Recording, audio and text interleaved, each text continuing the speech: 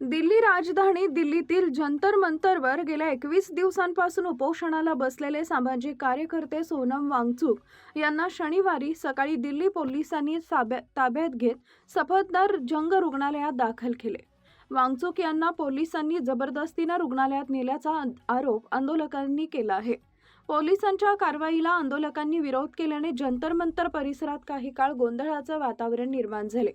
या कारवाईमुळे विरोधकांनी केंद्र सरकारवर जोरदार टीका केली असून आंदोलकांनी आंदोलन सुरूच ठेवण्याचा इशारा दिलाय। दरम्यान दिल्ली उच्च न्यायालयाने गुरुवारी केंद्र सरकार आणि दिल्ली सरकारला सोनम वांगचुक यांच्या प्रकृतीची दररोज वैद्यकीय तपासणी करण्याचे आणि गरज भासल्यास उपचार करण्याचे निर्देश दिले होते। वांगचुक यांच्यासोबत आयसा विद्यार्थी संघटनेची नेहा बोरीन, अमीन आणि मनीष हे देखील गेल्या 21 दिवसांपासून आमरण उपोषणावर आहेत।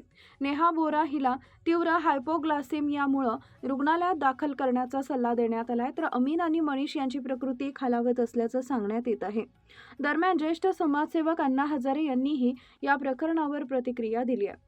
सरकारने आंदोलकांशी चर्चा करून मार्ग काढायला हवा, मात्र चर्चा न करता अशा प्रकारे कारवाई होत राहिली तर देशात असंतोषाचं वातावरण निर्माण होऊ शकते, असा इशारा अण्णा हजारे यांनी दिलाय।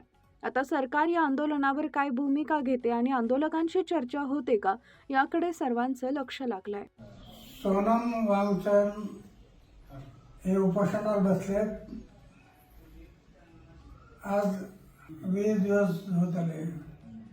आता सरकारने आधी त्यांना अंत पाहू नये।